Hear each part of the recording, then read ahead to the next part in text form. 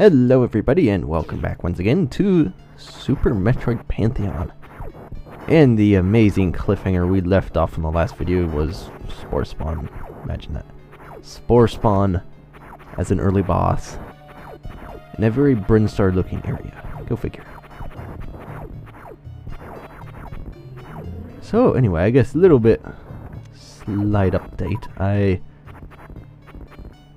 tried reaching Squishy about whether he's still working on the remake or whatever it is of Pantheon, except it's like 5:30 in the morning, so why I am up right now is for reasons that no one knows.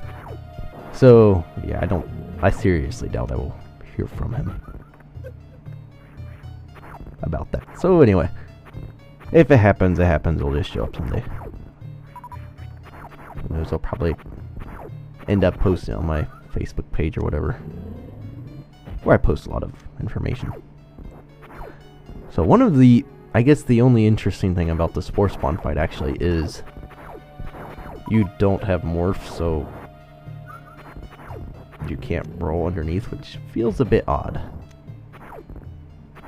I mean, not having Morph in general is a bit odd, but that's another story. So, that does feel a bit odd, but it's really not that big a deal. It's not like this room's full of spikes and Rinkas and rising acid, so. And speaking of Rinkas, I was actually just looking back. Well, anyway, without going into that, I'll just say some bosses you can put other enemies with. And oh, hi there. Get off me. Why is that right over here? Best beam upgrade in the game. It's a grapple beam. So, okay, so we got missiles, an energy tank, grapple beam all before Morph. What else will we get? Who knows? But yeah, some bosses will allow for other enemies in their room with them. It all depends on how much graphic space the boss takes up and how much graphic space the enemies take up, because there's only so much room for that to be loaded. So if, like Spore Spawn, there's Super Metroid Life has Rinkas in the room with him. Mockingbird Station, I believe, has Rinkas and a Ripper in the same room. Oh yes, and here's something interesting. Looks like you're still in Brinstar. You're in Kraid. This is not Brinstar. It's a very interesting setup with that. I mean, things look practically identical. Different area. And so that's actually a nice way to use a map, actually. It looks like a similar area, but I mean, it looks identical, really. No, not going that way.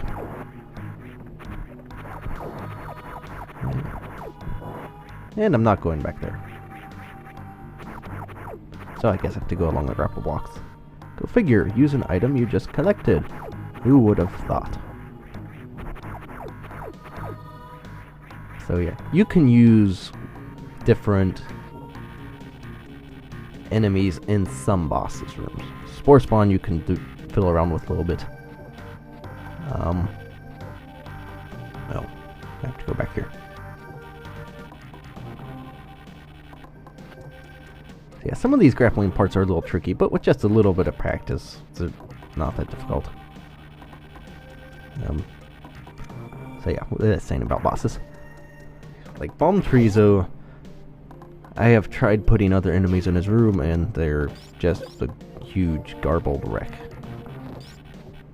No. Let go of me.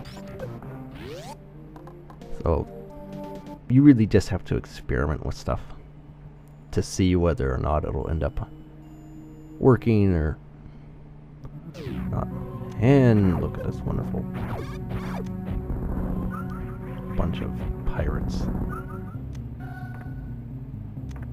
And because you don't have Morph, you can't really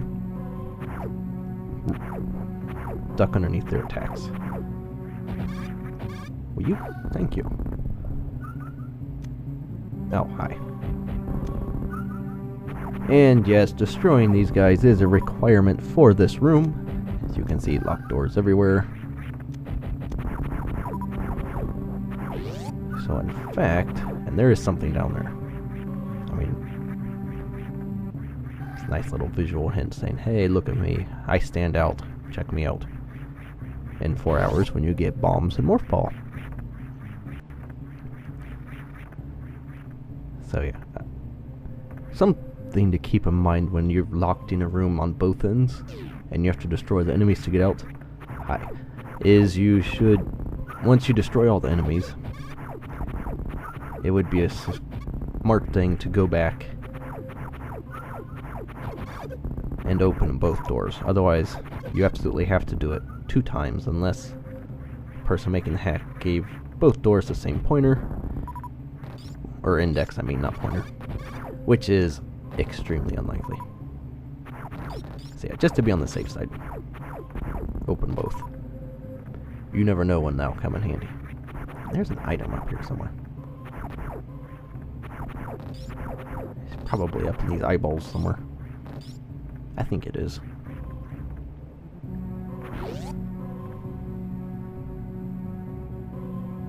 Oh, hi. Yes, he certainly liked hiding these things behind these grates.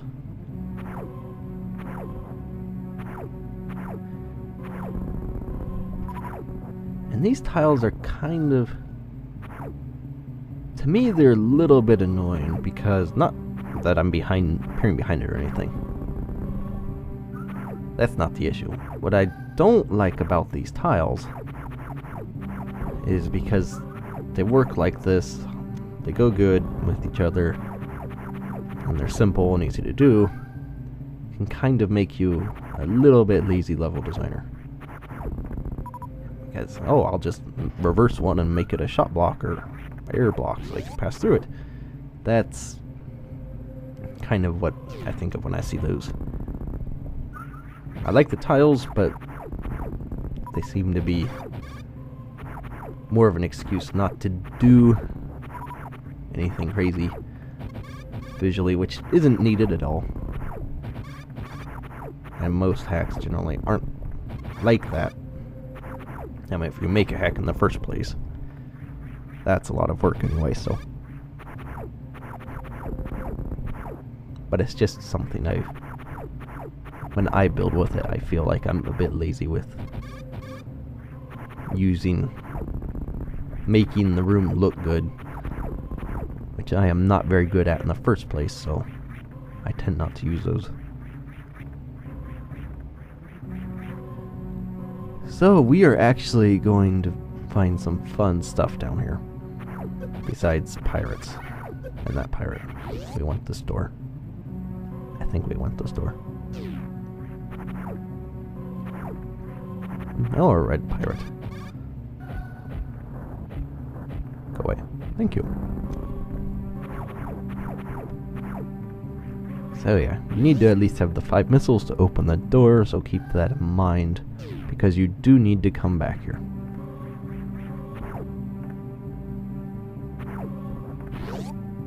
Because right back in here, I believe, if I don't die of yellow spaghetti noodles first. And that pirate was completely stupid and missed me. Right back in here is our ice beam. So you do need to come back here. Pantheon is pretty linear in item progression, I believe. I'm positive you could do sequence breaks somewhere, but I don't know where. Like I said before, I'm not real familiar with this hack.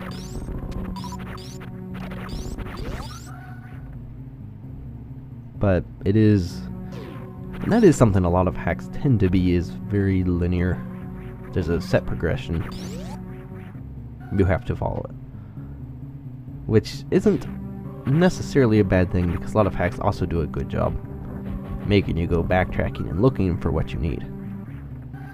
It's not like you get high jump, go over 2 rooms, you get speed booster. It's not like that. But Sometimes a little bit more open wouldn't hurt. And what is back here? Hi, pirates. There's a whole lot of you here today. Yeah, and the pirates have these huge hitboxes. Oh, another missile. So if you need 5 missiles to destroy that red pirate, you can collect them here. How convenient. But yeah, some non-linearity every now and then would be nice. Just break up the pattern a little bit. Change things around. And as you notice, Ice Beam... Oh, this is... Well, I got a missile tank. But Ice Beam is much more powerful than your regular beam, so... It's very useful in these pirates.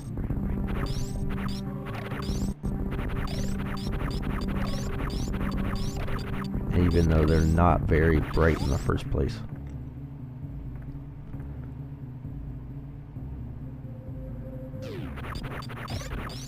And down here is... I think that is part of the escape. Pantheon has a somewhat length... It's one of the longer escapes. Both in terms of distance and time given, but it's... From what I remember, it's a bit disproportionate, so you really have way more time than you need. But I guess, you know, just in case. And I didn't hold the jump button there. That's an important thing to do if you want to jump.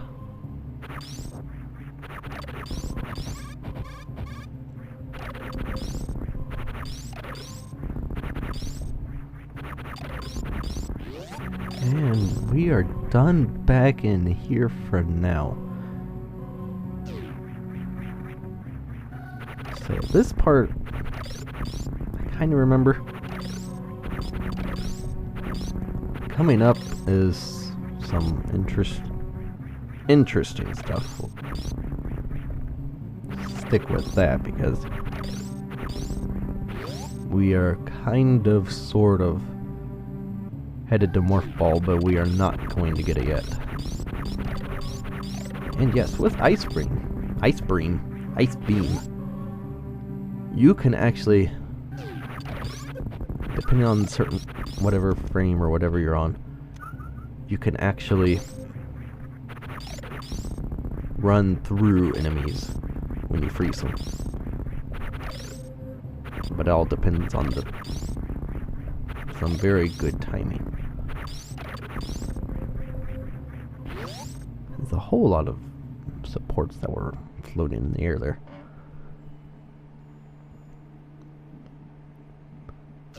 And I have actually... Thanks for grabbing me. I didn't want you to do that. I have actually been surprised recently by learning that quite a few people, and I believe Squishy is included in this,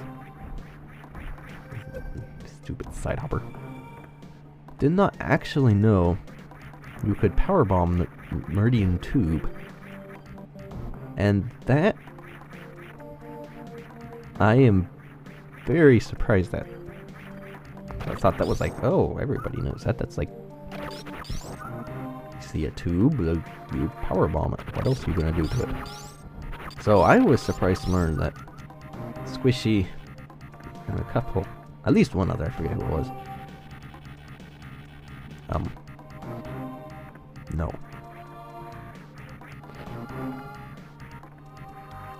Let's get up there.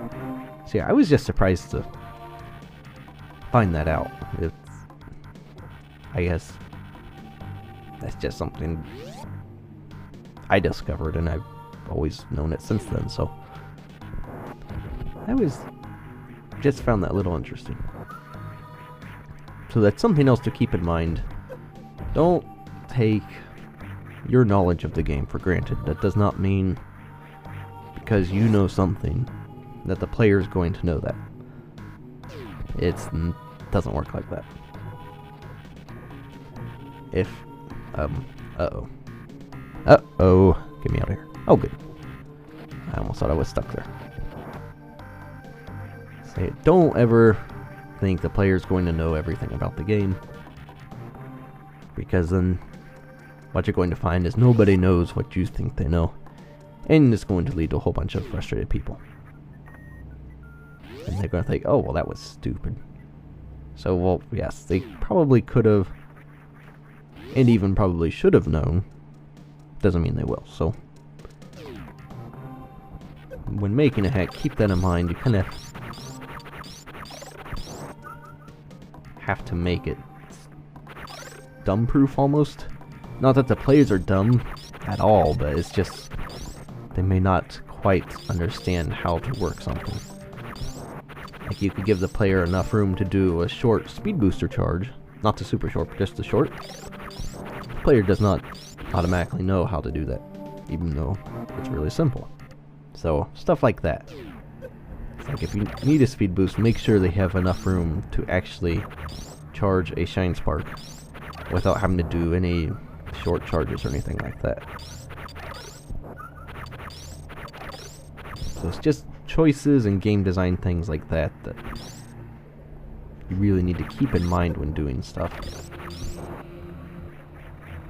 Missile's kind of annoying me. He's just hanging there taunting me. Excuse me.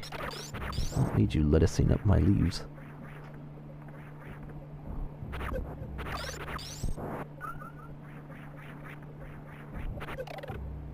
Okay, so I wanted to check out this one spot where the rippers were, because I have Ice Beam now. So I should be able to get up there and see what's going on there, because I don't remember what's up there.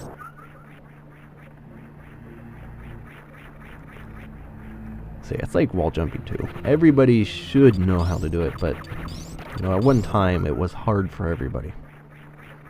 There was a time when I couldn't pull it off, so while wall jumping is a much more accepted means of traversing a world, it's still best if you can put platforms in so that they don't have to wall jump.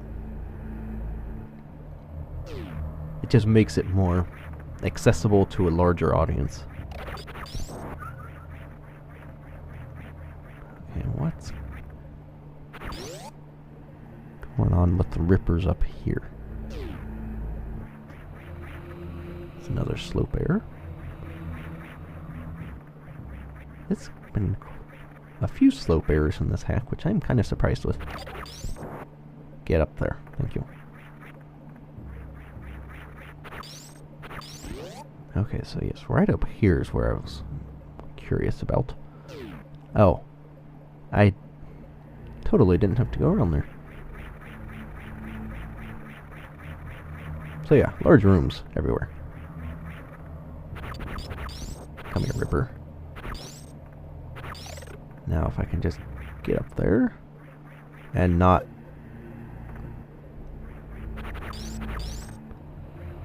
And I can't jump around this side, great. And I'm falling.